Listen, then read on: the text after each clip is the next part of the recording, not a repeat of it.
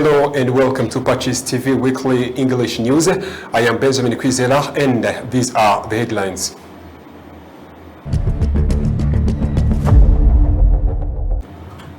In Nyaruguru District, Senator Uwera Pelagie, to avoid, she emphasizes that elders should teach their children the painful history Rwanda has gone through. In Kigali, the Catholic Church in Rwanda announces that it has many memories of Papa Francis, who passed away 1 year ago, including a legacy of love and brotherhood based on the gospel.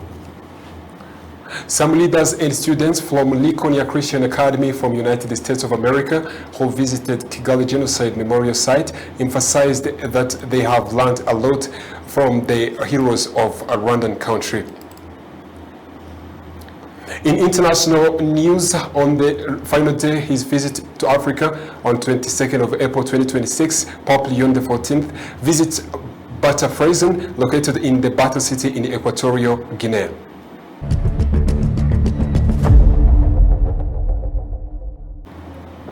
Welcome in the news, in the details. In Nyaruguru District, Honorable Senator Uwera Pelagie urges youth to avoid genocide ideology. She emphasized that elders should teach their children the painful history of Rwanda has gone through. News in the detail.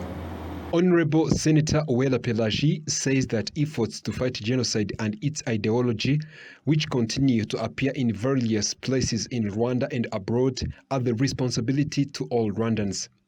She emphasized that adults must tell their children the truth about the painful history Rwanda has gone through, while the youth are expected to work toward building themselves and developing the country. She made these remarks during a commemoration of Tutsi victims who were killed and thrown into a Akanyaru River in Nyaruguru district, which borders Burundi. During the commemoration of the Tutsi victims of the 1994 genocide against the Tutsi, whose bodies were thrown into Akanyaru River in Goma sector, Nyaruguru district, along the border with Burundi, Rurango Vincent, a genocide survivor from Goma sector, said that as adults who witnessed the 1994 genocide against the Tutsi, they have a responsibility to teach this history to their children.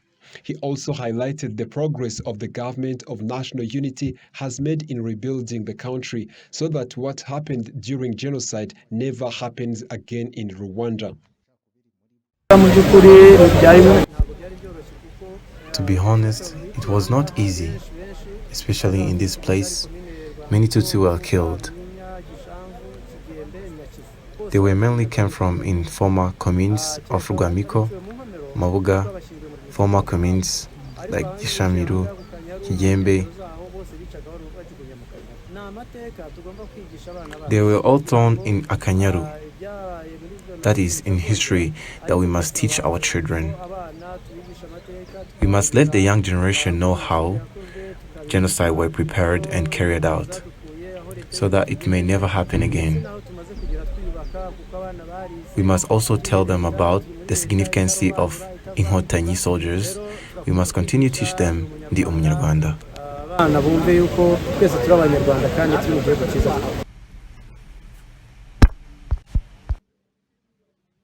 On the other hand, some youth from Goma sector said their role is to preserve the history of the genocide so that it helps them remain united without divisions among them.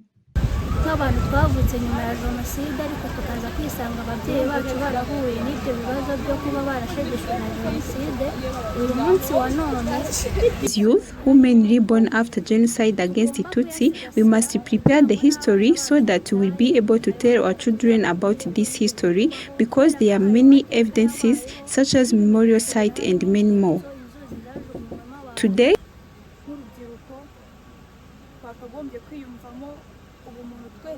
Honorable Senator Uwera Pelagie, who joined residents and natives of Nyaruguru district in commemorating the Tutsi victims killed during the 1994 genocide and thrown into Akanyaru River at the Ngoma border with Burundi, reiterated that fighting genocide and its ideology, still seen in different parts of Rwanda and abroad, is a responsibility for all Rwandans. She stressed that elders must have a responsibility to teach this history to their children. He also highlighted the progress of the government of national unity has made in rebuilding the country so that what happened during genocide never happens again in Rwanda. Haba mu bukungu, imibereho myiza no mu miyoborere. Tubikesheje ubuyobozi bwiza dufite.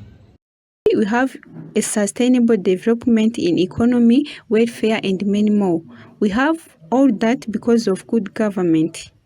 The battle against genocide ideology must continue. We request the adults to prepare young generations to build Rwanda. Umurage w'u Rwanda rwiza, u Rwanda rutarangwamo amacakubiri, birasaba ko urubyiruko rukora rugamije kwiyubaka no kubaka u Rwanda kuko aribo mbaraga z'igihugu. About the country's tragic past, which the youth must focus on self-development and nation building. Other urged young people to make good use of opportunities provided by the country's leadership, especially the prevailing security. She added that the government will continue to improve the welfare of all Rwandans in all aspects, with particular attention to addressing the challenges faced by the genocide survivors as a result of its lasting effects. The Catholic Church in Rwanda announces that it has many memories of the Pope Francis, who passed away 1 year ago, including a legacy of love and brotherhood based on the gospel. This was highlighted on Tuesday during the Mass celebrated by His Eminence Antoine Cardinal Kambanda, Archbishop of Kigali Archdiocese at St. Michael Cathedral. In his remarks on His Holiness Pope Francis, the Archbishop of Kigali, Antoine Cardinal Kambanda, urges that Pope Francis left the legacy of unity and reconciliation. The late Pope Francis left us a legacy of a messenger of peace, of unity and reconciliation. This is very dear to Africa because he visited us in countries that were troubled countries. The first visit to Africa, he went to Central Africa, which was in war. And he was advised not to go, and he was told the security will not be assured, and the Rwandan army, which was ensuring security, took the role and ensured his security. This is also a connection that particular connection that we have, and when the President of the Republic of Rwanda visited Rome and met the Pope, Pope Francis, in his spirit of unity and reconciliation, he was very much touched by the tragedy of the genocide in 1994 and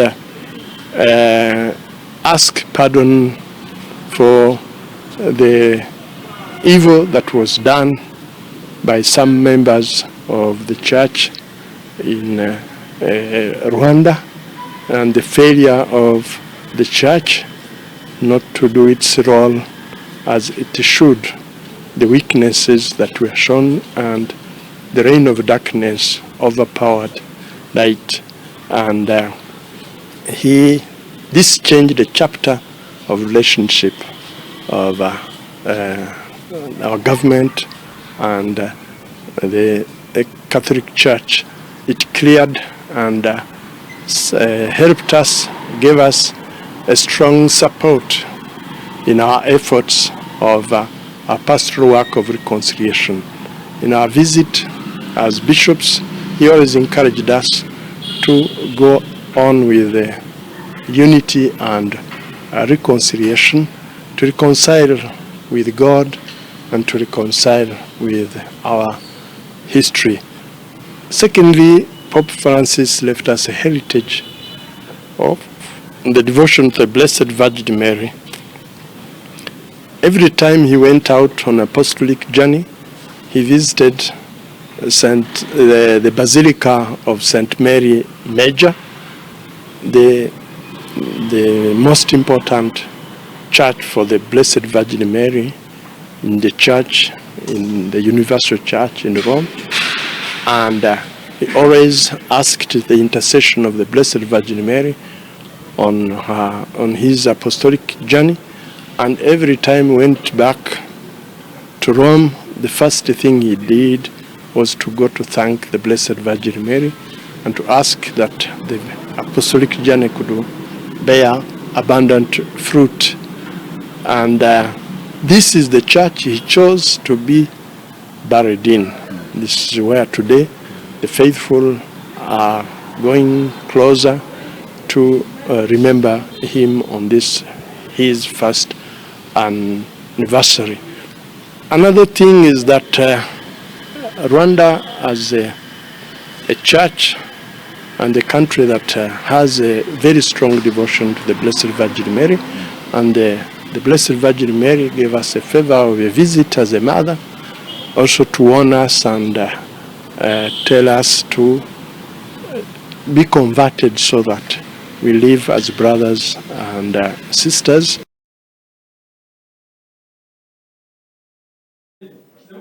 During his time, he was leading the Catholic Church worldwide.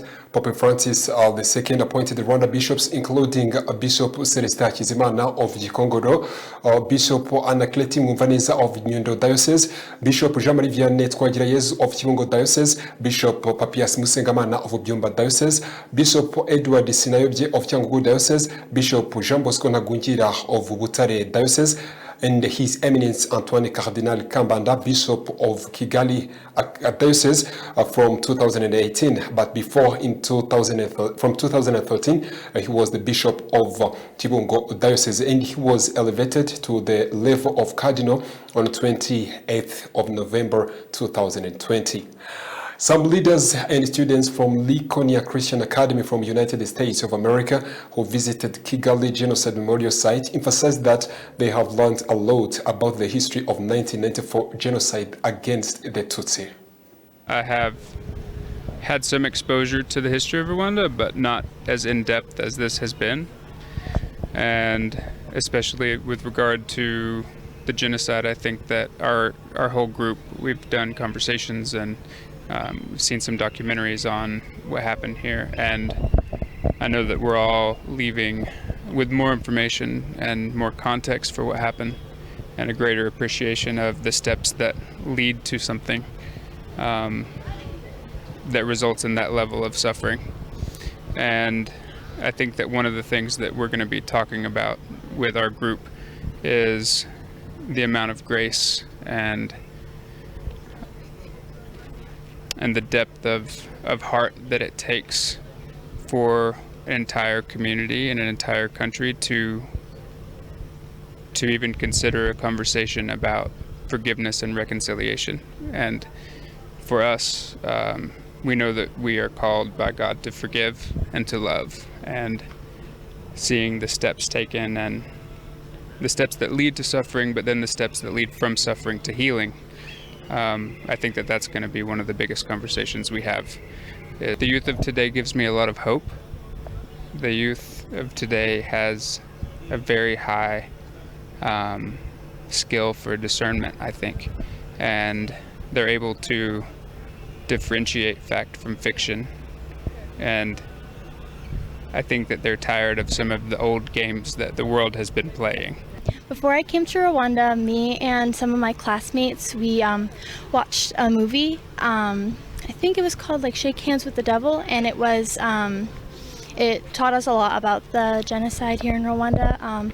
Very eye-opening, and we watched it as a class all together because we knew we were going to be traveling here, and my principal thought it was very important that we know history about Rwanda before we came here and interacted with everybody. I've learned a lot about the history of what happened before the genocide happened. A lot of the propaganda that was used to turn people against each other. And I just found everything really moving and super important to learn. I'm glad I got to come and open my eyes to what has happened. I really hope not. can see it happening with just the climate of humanity, but me and I'm sure many others will work very hard to make sure that nothing like that ever happens again. Well, from Kigali to Gikongoro Diocese, youth from the Cathedral Parish of Gikongoro have expressed their appreciation for the opportunity to showcase their talents. Through the church programs, they emphasized that these initiatives motivated them to grow their abilities as they also find spiritual support to nurture their talents. News in detail.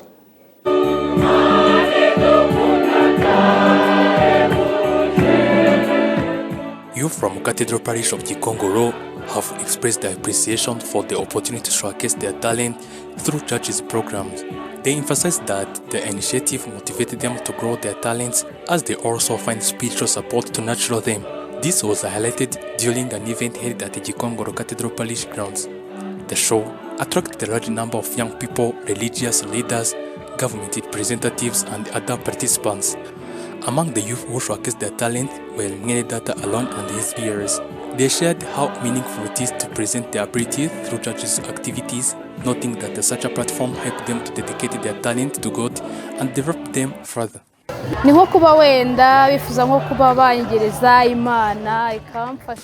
I performed traditional dance and it made me feel proud. I was happy to share my talent with Rwandans and to present it through a church program.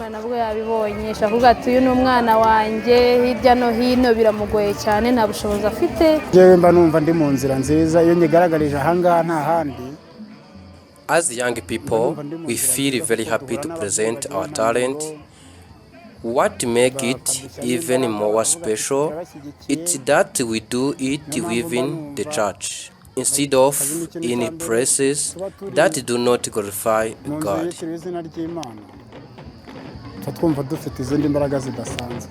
Father Anatole Ijinbabazi, who is in charge of youth pastoral care in the Diocese of Gikongoro, explained that such an event are organized to bring young people together, especially during holidays, so they can stay engaged in positive activities. We organized this event to bring youth together during the holidays so they do not engage in bad behaviors.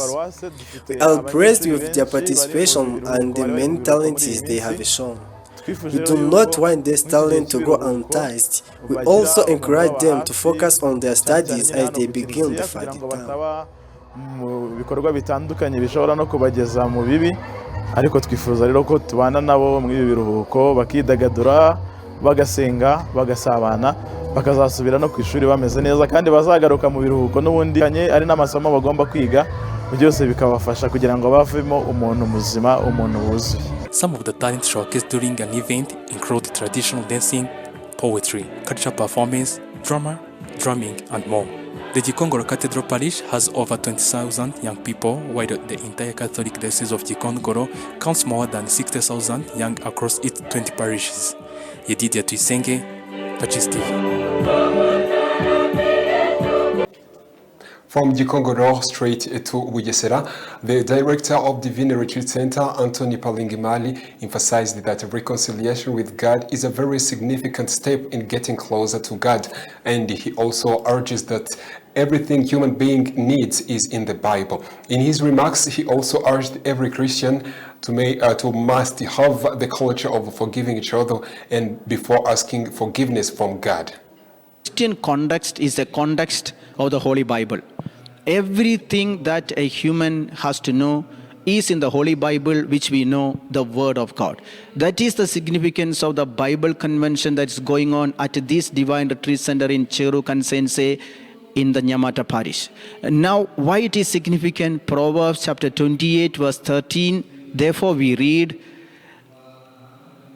those who conceal their sins will not receive prosperity, but those who confess their sin will obtain mercy. Proverbs chapter 28 verse 13. That means in the Christian context, reconciliation with God, reconciliation with one another is basically called the sacrament of confession.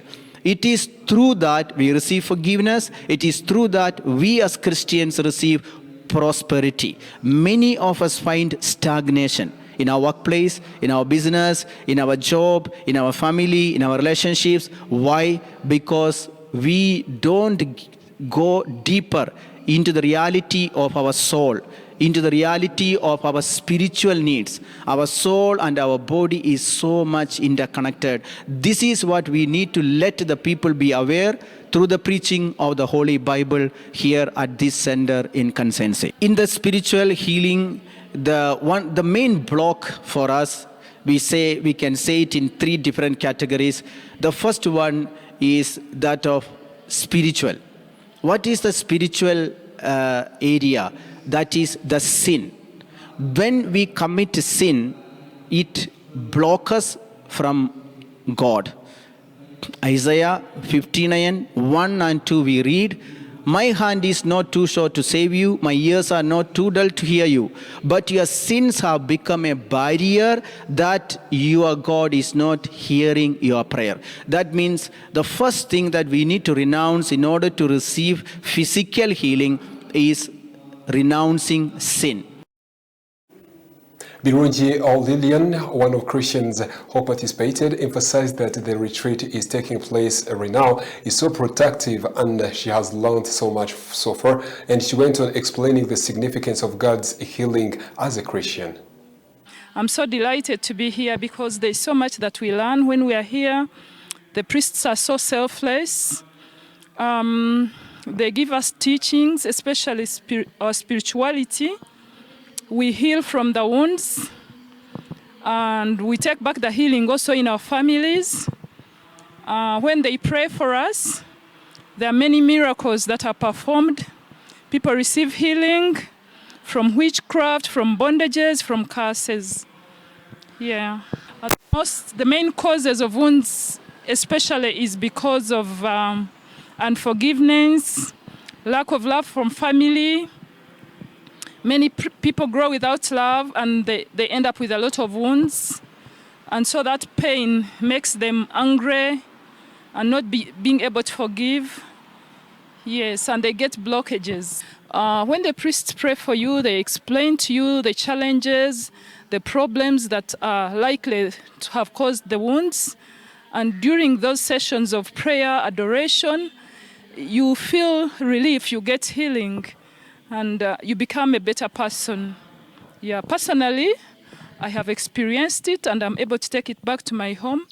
This is my 3rd time I'm coming here, and I can testify of God's healing touch upon my life and our family.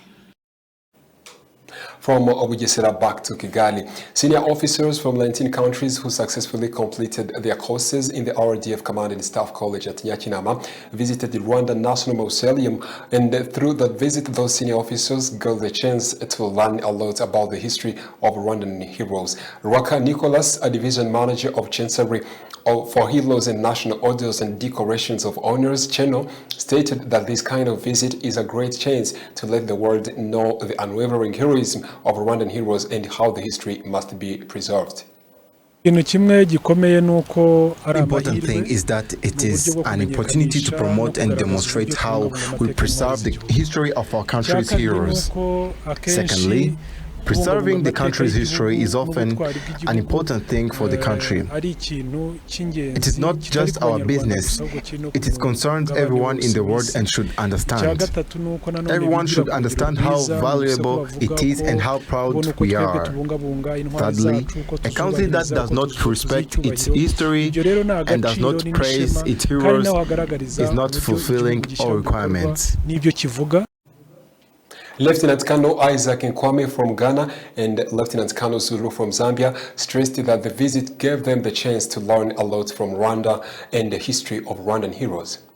The cross-representation of students from across the continent that you find over here gives us that opportunity to learn from the Rwandan experience, okay?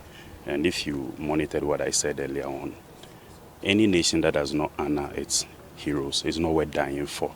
And to the extent that this country is taking steps to honor its national heroes, is a vital lesson that each and every member of the team here will carry back to their respective countries. Mind you, we have over 20 nationalities represented here. So it is an important lesson that I believe each and every member of the team will carry back to their account. We belong to our respective armed forces.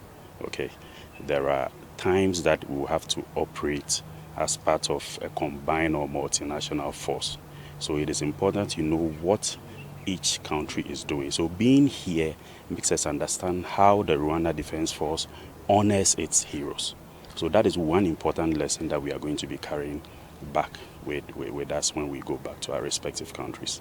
At Rwanda Defense Force Command and Staff College, we have got a defense and security package. So this is part of the curriculum, as already mentioned. It's part of a curriculum in order to align our security studies with what's happening on the ground.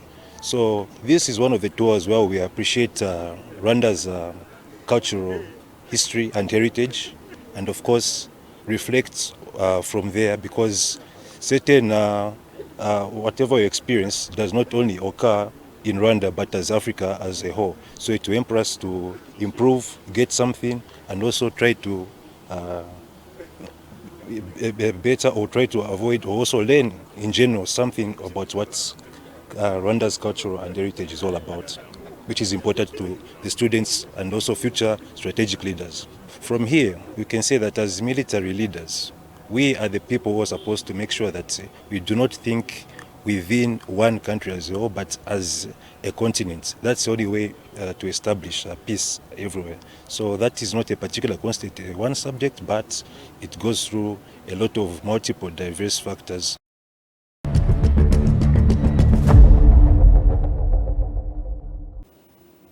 Well, welcome to our international news. On the final day of his visit to Africa on 22nd of April 2026, Pope Leo XIV visited Bata prison located in the city of Bata in Equatorial Guinea. On the final day of his visit to Africa, Pope Leo XIV, upon his arrival at the prison, he received by a special welcome from the inmates who stood lines wearing uniforms of different colors and holding Vatican flags and other bearing the Pope's image, expressing their joy and affection for him. They also welcomed him with the singing and dancing, expressing hope. Their song asked Pope to intercede for forgiveness and freedom, reflecting the hardship of their lives and their desire for a new beginning. As the Pope was about to deliver his message, heavy rain began to fall. However, they did not stop, and the inmates from remaining where they were unmoved, driven by their eagerness to hear his message. In his speech, Pope Leo XIV noted that rain could be seen as a sign of God's blessing and a reminder that he never abandons his people. He reminded the inmates that no one is excluded from God's love and emphasized that a person's life should not be defined solely by the mistakes they have made.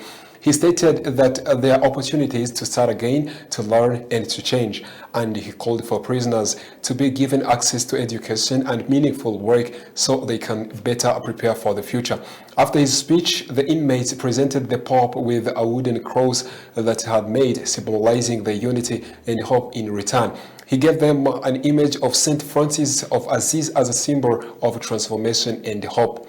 At the end of the visit, the inmates expressed deep emotions, some singing, others dancing, showing their longing for freedom and hope for the peaceful life again. It was a remarkable movement that demonstrated that even the hardship, hope and love can endure. The Pope's visit to the prison left a powerful lesson. Wherever a person may be, they should not lose hope, because God's love does not reach some and leave others. It reaches everyone.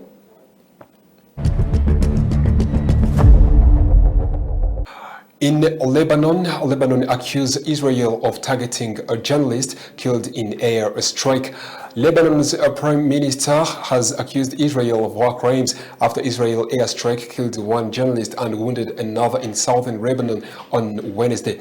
The strike killed Amal Khalil, who worked for Lebanese newspaper, and injured the freelance photographer Zainab Faraj.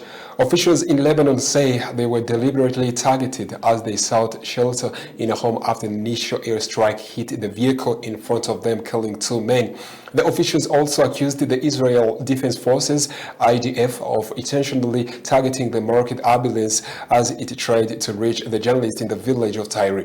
The IDF denied that it was preventing rescue teams from reaching the area, and they said it did not target journalists. Journalist Khalid, 43, who worked for Lebanese newspaper Al-Akhbar, and Faraj, a freelance photographer, were traveling together.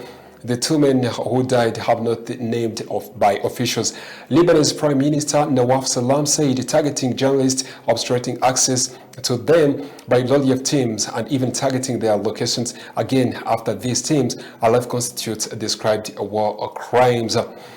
Thank you very much for being with us in this weekly news. But before we come to an end, let's go back to the top stories.